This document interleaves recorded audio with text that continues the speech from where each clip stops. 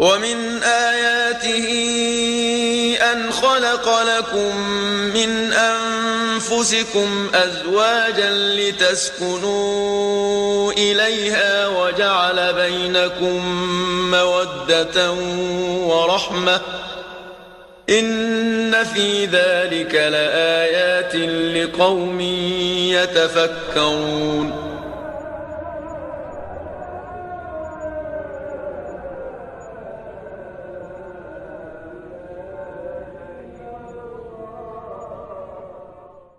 بسم الله الرحمن الرحيم الحمد لله رب العالمين له النعمة وله الفضل وله الثناء الحسن وصلوات الله البر الرحيم والملائكة المقربين على سيدنا محمد أشرف المرسلين وجميع النبيين وآله وسلم اللهم علمنا ما جهلنا وذكرنا ما نسينا وانفعنا بما علمتنا وزدنا علما وإنا نعوذ بك من حال أهل النار رب اشرح لي صدري ويسر لي أمري واحلل عقدة من لساني يفقه قولي آمين أما بعد الله تبارك وتعالى dit dans le Coran honoré وتعاونوا على البر والتقوى وَلَا تَعَاوَنُوا عَلَى الْإِثْمِ وَالْعُدْوَانِ, c'est-à-dire et entraidez-vous pour les œuvres de bien et l'obéissance à Allah, pour la piété, accomplir les obligations et éviter les interdits, et ne vous entraidez pas pour le péché et la désobéissance à Allah. On refait une bonne intention Allah Ta'ala par recherche l'agrément de Dieu uniquement dans le fait de réviser, mes chers frères et sœurs, la science de la religion et les sujets du mariage, bi-idhnillahi tabaraka wa ta'ala, par application de la parole du prophète sallallahu alayhi wa sallam, innamal a'malu binniyat wa innama likulli imri'in ma nawa, c'est-à-dire certes les bonnes œuvres ne valent que par les intentions et certes chaque personne a pour elle ce pourquoi elle a fait l'intention. Le prophète Mohammed sallallahu alayhi wa sallam a dit dans le hadith thalathatun jidduhunna jiddun wa hazluhunna jiddun An-nikahu wa-talaqu wa-raj'a. Ça veut dire il y a trois choses. Si elles sont dites en étant sérieuses, alors elles sont actées. Et si elles sont dites en plaisantant, alors elles sont également actées. Trois paroles, trois choses que si tu les dis en étant sérieux, ça compte. Et si tu les dis également en plaisantant, eh ben ça compte tout autant. Et il a dit le mariage, le divorce et la reprise en mariage.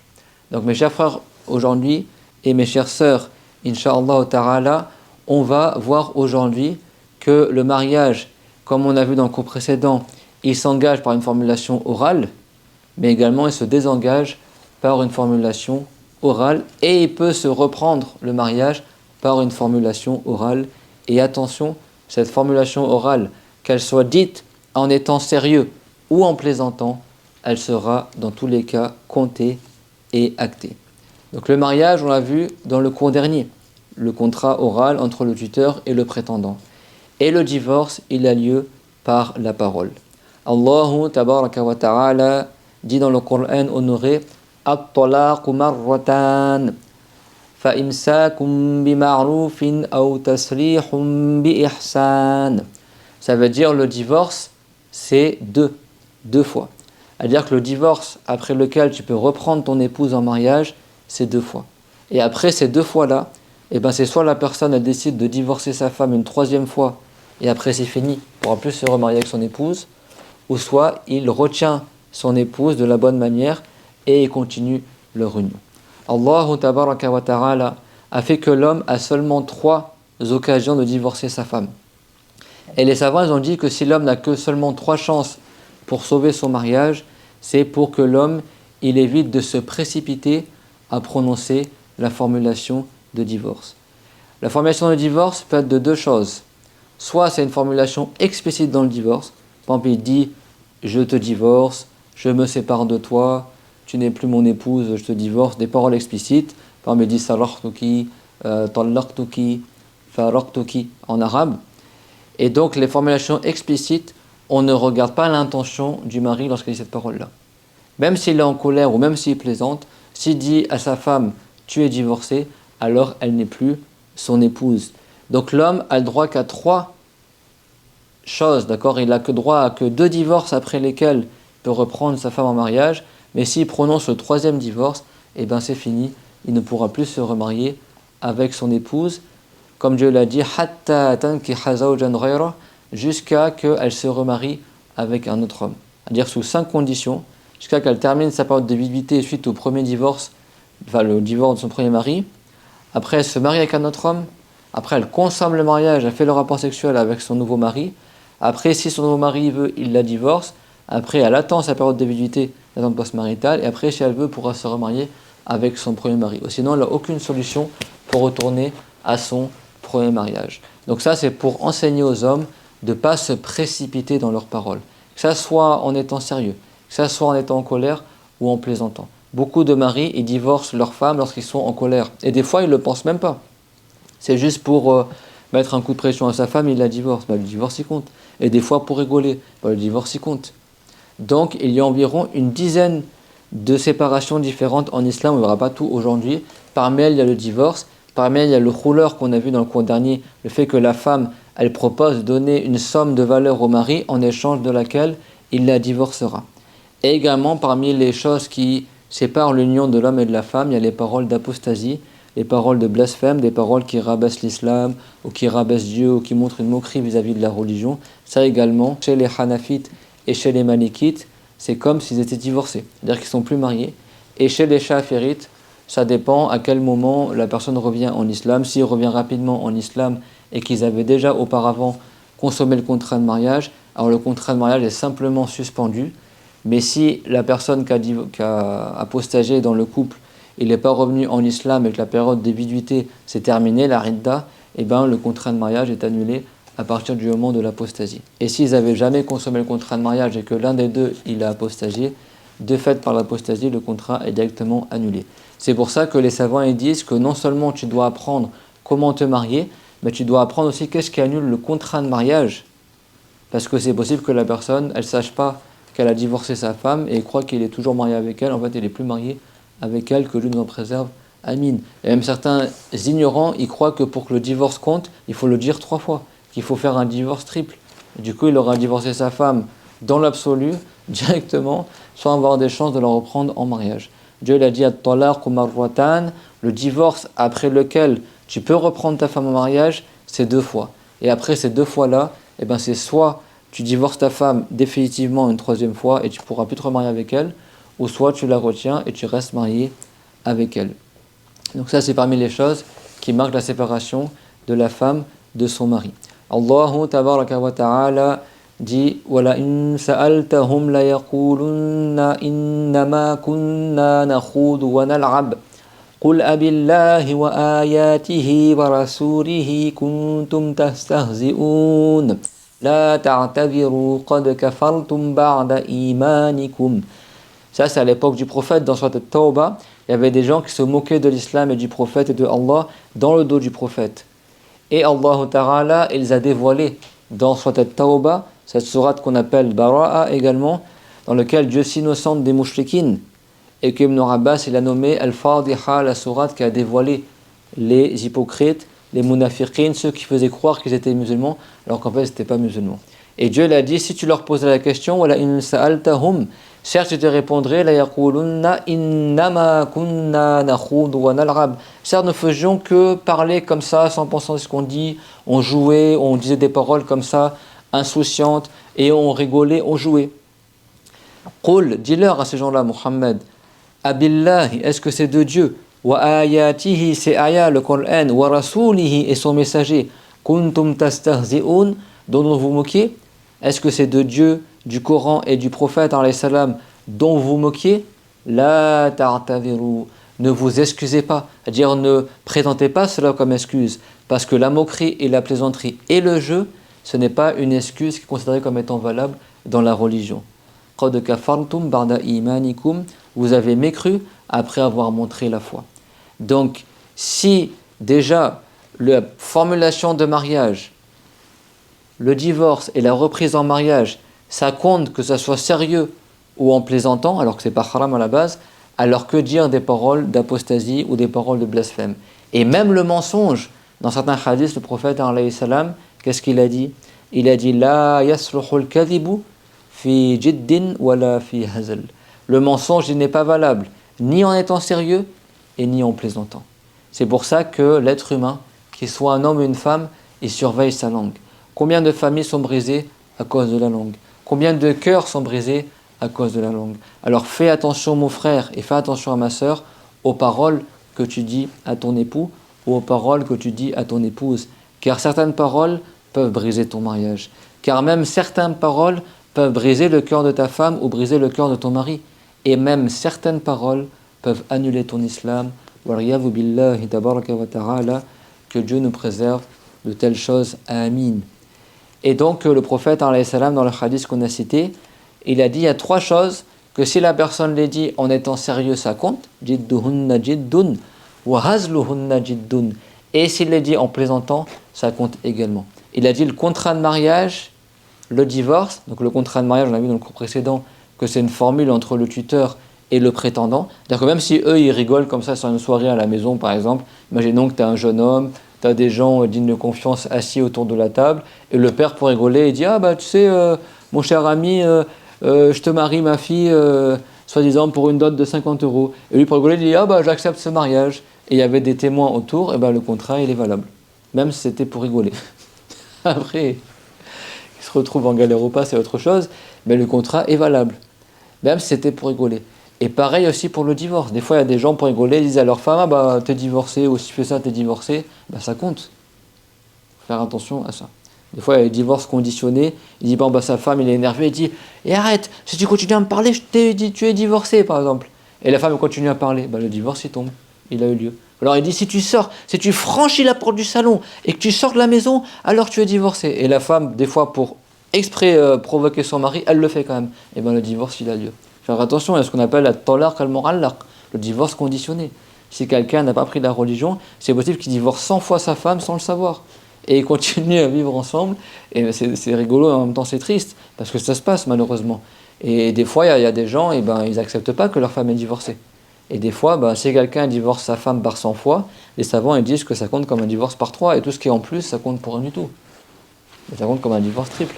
Ou si quelqu'un il répète 3 fois la formation de divorce, il dit soi-disant à sa femme, tu es divorcé, tu es divorcé, tu es divorcé, en visant par cela 3 divorces consécutifs, et ben c'est fini, il ne peut plus se marier avec elle. Mais s'il vise uniquement l'insistance, et des fois tu répètes 3 fois la même chose, pour bien qu'elle comprenne ce que tu as dit, mais toi tu ne vises pas que tu répètes le divorce, dans ce cas ça compte comme un seul divorce. Vous avez vu, il y a des règles, faire attention à ça. Et si quelqu'un il est muet, et qu'il a fait un signe qui montre que les divorces est de manière explicite, ça compte comme un divorce explicite. Quand la formation de divorce est explicite, on ne regarde pas l'intention de la personne. Mais des fois, il y a des divorces implicites. C'est-à-dire qu'il dit une formulation qui, dans la langue, peut avoir le sens du divorce, ou elle ne peut avoir le sens du divorce, mais un autre sens. Par exemple, s'il dit « retourne chez ta mère » ou « rhabille-toi, remets ton voile », bah, s'il vise par sa parole « retourne chez ta mère » qu'elle est divorcée, ça compte comme un divorce. S'il vit juste retourne chez tes parents et il ne veut pas la divorcer, ça ne compte pas comme un divorce. Parce que c'est des paroles dans la langue qui peuvent admettre par figure de style le divorce, de manière indirecte, ou autre que le divorce. Normalement, la femme, si elle est divorcée, elle ne peut plus se dévoiler devant son ex-mari. Donc s'il dit remets ton voile, par exemple, dans le sens que c'est plus son épouse, donc il dit ça pour lui faire comprendre qu'elle est divorcée, bah, ça compte comme un divorce. Ça, c'est ce qu'on appelle kinaya. D'accord, c'est un divorce par sous-entendu. Donc là, on regarde l'intention que la personne avait. S'il avait l'intention de divorcer, ça compte comme un divorce. S'il n'avait pas l'intention de divorcer, ça ne compte pas comme un divorce. Vous avez vu, il faut apprendre la religion. Il faut apprendre la religion. Et combien de gens divorcent leur femme et ils ne sont même pas au courant qu'ils ont divorcé leur femme. C'est pour ça que mon frère, ma soeur, oui, bien sûr, tu te maries pour rester avec ton épouse, pour qu'il y ait cette entente entre vous.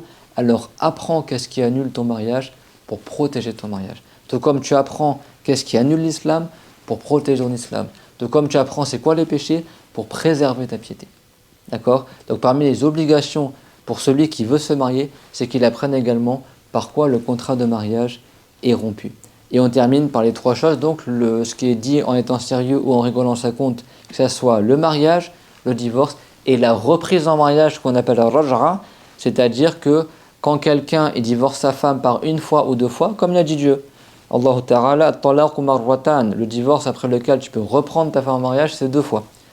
Donc qu'est-ce qui se passe? Eh bien, si la femme, elle n'a pas terminé sa période de viduité, sa période de ridda, qui est la période d'attente post-maritale avant qu'elle puisse se remarier avec un autre homme, c'est une période qui, si elle a les menstrues, d'accord? Certains savants ont dit c'est 3 périodes de menstrues, certains ils ont dit c'est 3 périodes de pureté intermenstruelle. Si elle est enceinte, c'est jusqu'à qu'elle accouche, et si elle n'a pas de menstrues, c'est 3 mois lunaires. Par exemple, elle est en ménopause ou tel que cela. 3 mois lunaires. Donc la période de viduité avant que la femme elle puisse se remarier, c'est soit elle attend d'accoucher si elle est enceinte, même si c'est un jour après son divorce, ça se termine quand elle accouche. Soit si elle est menstrue, c'est 3 périodes intermenstruelles de pureté entre chaque période de menstrue. Et certains savants ils ont dit 3 périodes de menstrue, ça dépend entre les Shafi'ites et les Hanafites, il y a des divergences. Et si elle n'a pas de menstrue, par exemple elle est âgée, elle est en ménopause, alors c'est 3 mois lunaires. C'est clair? Donc si un homme il a divorcé sa femme et que cette période de viduité, de ridda, d'attente post-maritale ne s'est pas encore écoulée, alors l'homme peut reprendre sa femme en mariage sans avoir besoin de refaire un contrat de mariage. Il suffit juste qu'il dise à sa femme « Arjartuki ila nikahi » je te reprends à mon mariage. C'est le dit en français, c'est valable aussi. Et bien là, sa femme, elle redevient son épouse même sans refaire contrat de mariage. C'est clair? Et même s'il n'est pas là, il dit « je reprends ma femme en mariage » et elle redevient son épouse. D'accord? Ça, la reprise en mariage, il peut le faire uniquement si elle a divorcé sa femme une fois ou deux fois. Si elle a divorcé 3 fois, il ne peut pas la reprendre en mariage. C'est clair? Donc c'est juste si elle a divorcé une fois ou deux fois.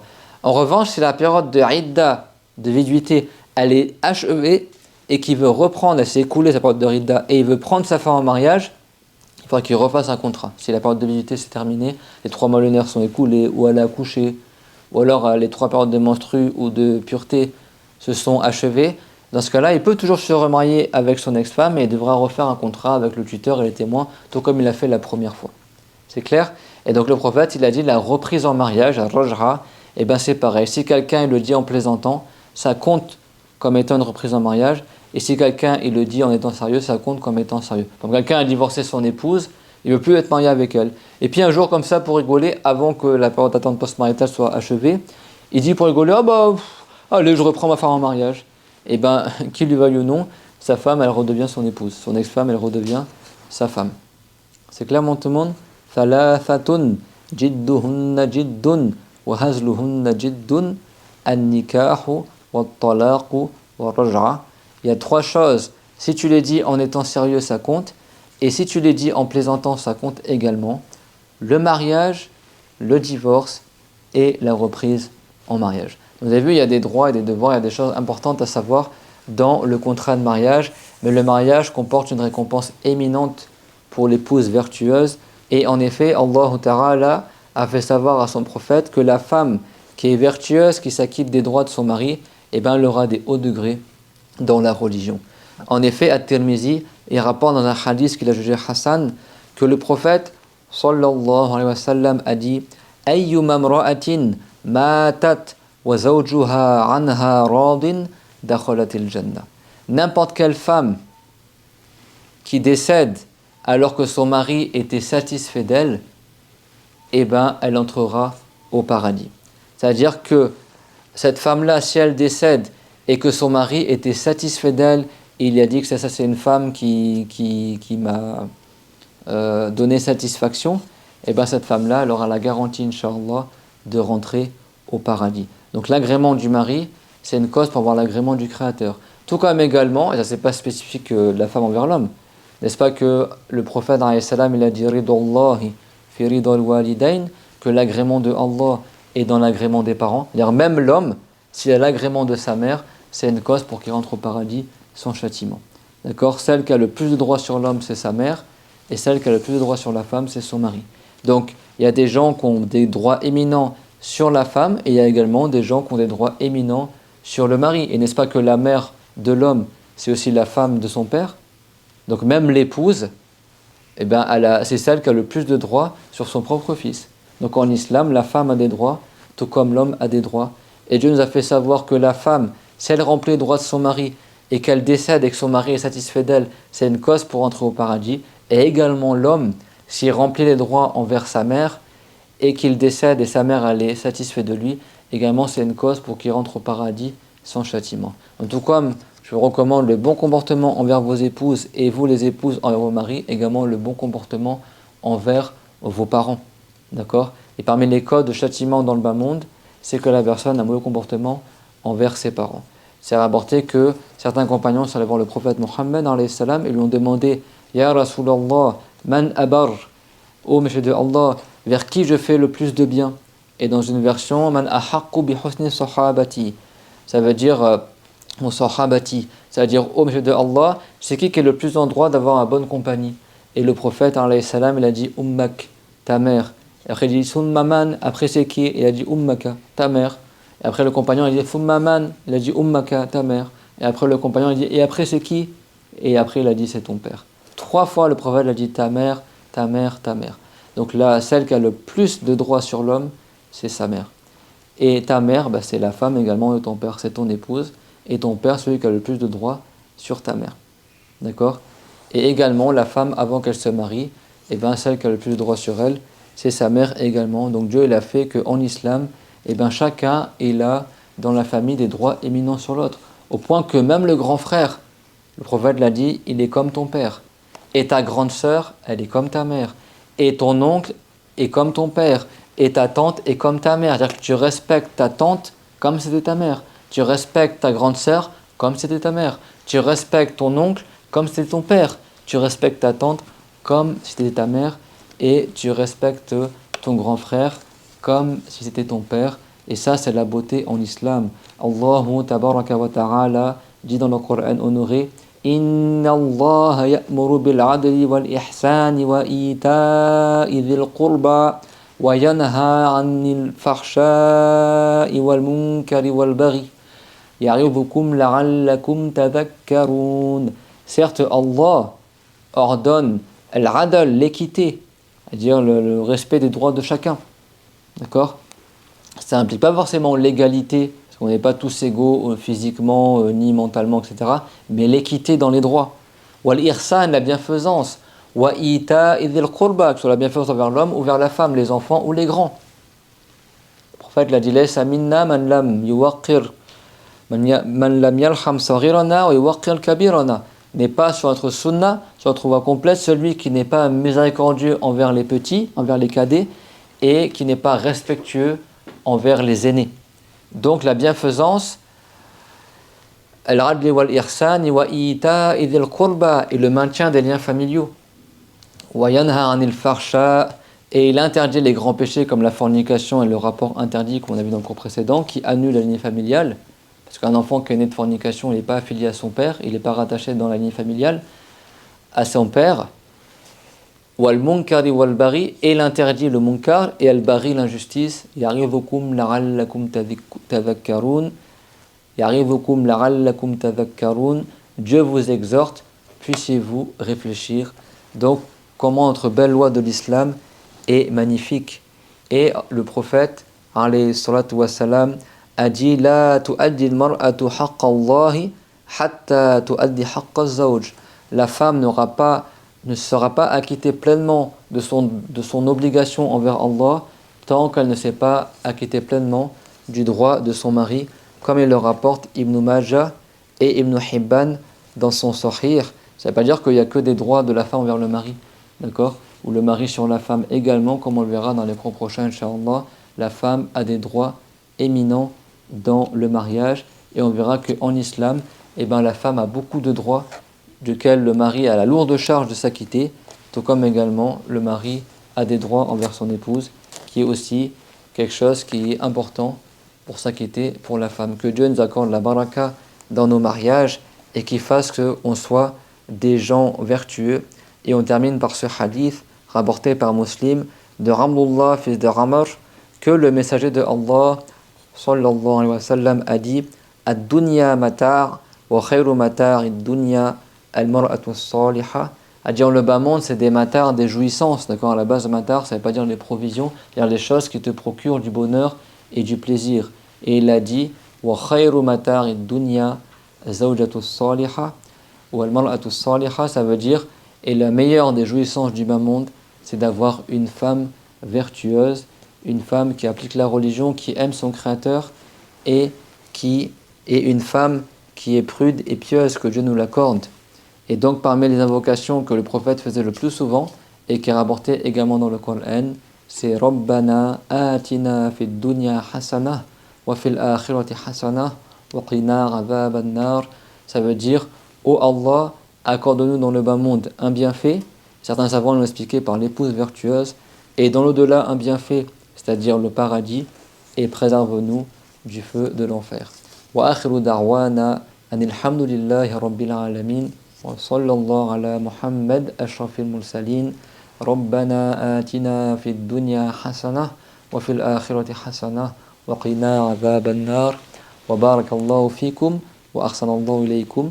Et on se retrouve très bientôt, Inch'Allah, pour la suite de cette série de cours sur le mariage vertueux.